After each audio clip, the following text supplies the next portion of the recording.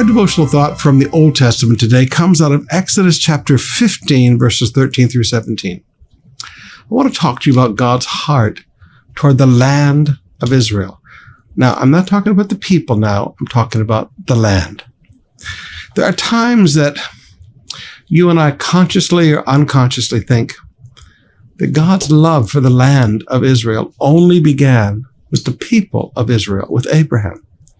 We forget that Jesus, the pre-incarnate Christ, living as Melchizedek, high priest of the ancient city of Salem, Jerusalem, all that was long before there was ever a nation of Israel.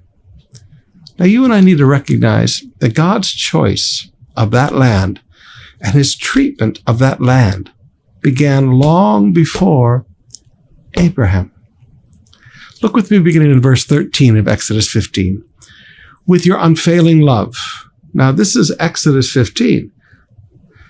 With your unfailing love, you will lead the people you have redeemed. In your might, you will guide them to your sacred home, not their sacred home, your sacred home.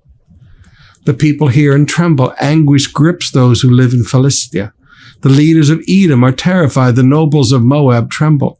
All who live in Canaan melt away. Terror and dread fall upon them. The power of your arm makes them lifeless as a stone as your people pass by. O Lord, until the people you purchased pass by. You will bring them in and plant them on your own mountain, not their mountain, your own mountain. The place, O Lord, reserved for your own dwelling place, the temple, the sanctuary, O Lord, that your hands have established. Now, I want you to notice with me that God calls Israel his sacred home, that God calls Jerusalem his dwelling place, his mountain.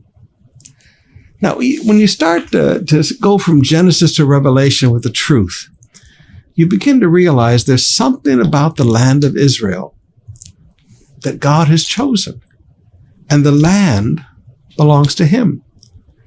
When the Canaanites did not live right and they did their idolatry, when his cup of wrath was full, he threw them out. And the nation of Israel was brought in to take care of the land.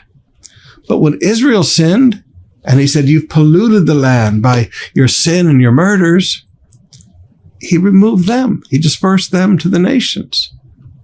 But I want you to notice a thing that's consistent. The land is his land. Israel belongs to God. And Temple Mount belongs to God. Now, there will come a day in the future. We've talked about Melchizedek. We talked about the people of Israel. But in the millennium, Jesus will rule and reign the entire world from Jerusalem. Israel will literally be the center of the world. It will be the place where God rules from. Now, when I look at that and I see God's love for this land and I trace its history as a nation. One time I just sat down and studied all of the wars that have been fought across that nation. After Alexander the Great's great empire broke up and nations moved back and forth, and Israel was just a playground for people to destroy. And you see how they literally destroyed the land, and they cut down all the trees and they burned the land. And when the people of Israel first began to go back in the 1940s after World War II, Israel was a barren desert. It was a wasteland. It was a swamp. It had been destroyed by wars for over 1,000 years, 2,000 years, maybe 3,000 years. Satan hates the place that God has chosen to dwell. Now, when you recognize that God has a place, that this is my throne, and you recognize that Satan had his throne in the city of Pergamum in the book of Revelation, chapter 2 and chapter 3, you realize Satan always imitates God, but Satan knows that God has chosen Jerusalem for his throne, and God has chosen Israel as his sacred home.